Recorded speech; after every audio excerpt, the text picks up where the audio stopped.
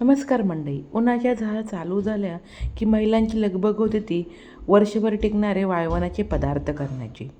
आणि सर्वात प्रथम पदार्थ केले जातात ते उपवासाचे. नेहमी साबुदाणा बटाटा चकली किंवा साबुदाण्याचे पापड करतो. परंतु आज आपण फक्त घरातील 2 साहित्यापासून झटपट होणारे, वर्षभर टिकणारे, कुरकुरीत असे उपवासाचे पॉपकॉर्न करणार आहोत. साबुदाण्याची चकली खाताना कधी ती खूप कडक होते, परंतु अशा प्रकारे एकदा पॉपकॉर्न केले ना तर वर्षभर छान खुसखुशीत असे राहतात आणि तळल्यानंतर देखील तेवढेच कुरकुरीत लागतात. नवशिके देखील सहजपणे करू शकतील इतकी साधी सोपी रेसिपी आहे. चॅनलवरती नवीनच असाल तर नक्की सबस्क्राईब करा आणि रेसिपी थोडी तरी आवडली तर लाईक आणि तुमच्या मित्रमैत्रिणींना शेअर करायला विसरू नका.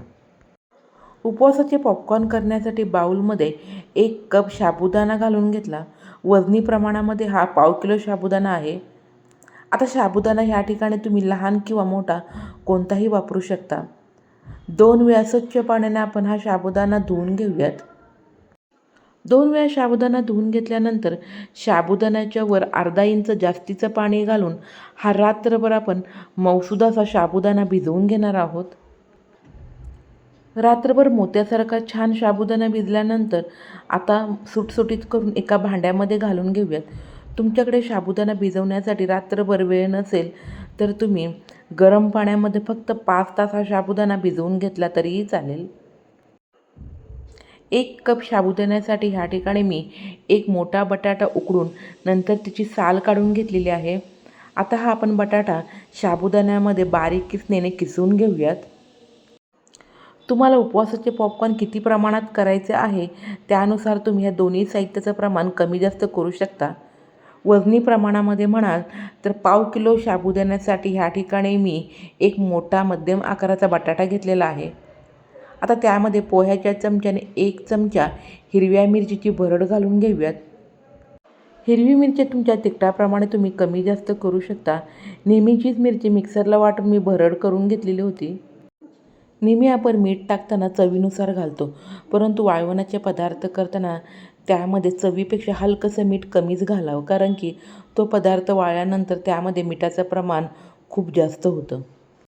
अगोदर आपण 1 उकडून बटाटा घातलेला आहे. आता त्यामध्ये आपण 1 मध्यम आकाराचा कच्चा बटाट्याचा कीस देखील घालणार आहोत. त्यासाठी 1 बटाट्याची साल काढून आपण हा बटाट्याचा कीस करून 2 ते 3 वेळा स्वच्छ पाण्याने धुवून घेऊयात, जेणेकरून बटाट्याचा कीस अजिबात काळा पडणार नाही.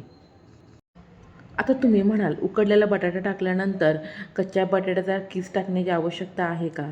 तर हो, कच्चा बटाटा घातल्यामुळे या उपवासाच्या पॉपकॉर्नला खूप छान टेस्ट येते. त्यामुळे 1 उकडलेला आणि 1 कच्चा बटाटा जरूर घाला.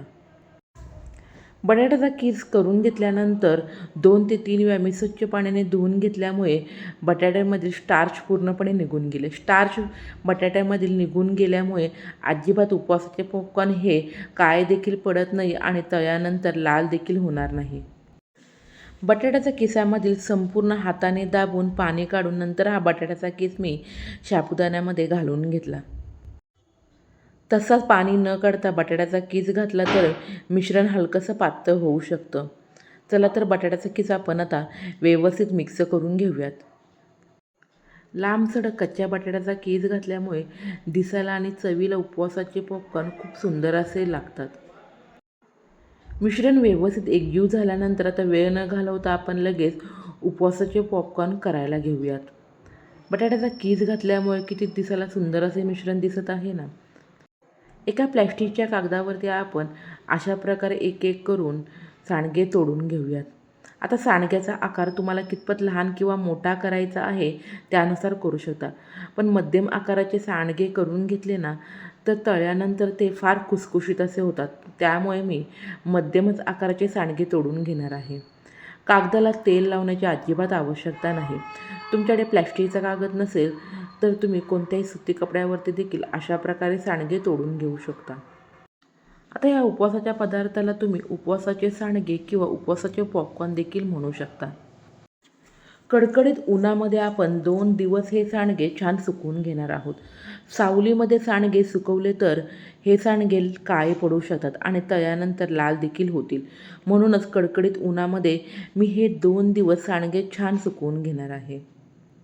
आता सांडगे तोडताना मिश्रण खूप हाताला लागत असेल तर हाताला थोडंसं पाणी लावून घेतलं तरीही चालेल. तर अशा प्रकारे मी सर्व मिश्रणाचे मध्यम आकाराचे सांडगे तोडून घेतलेले आहे. चला तर 2 दिवस आपण कडकडीत उन्हामध्ये हे सांडगे छानपैकी सुकवून घेऊयात.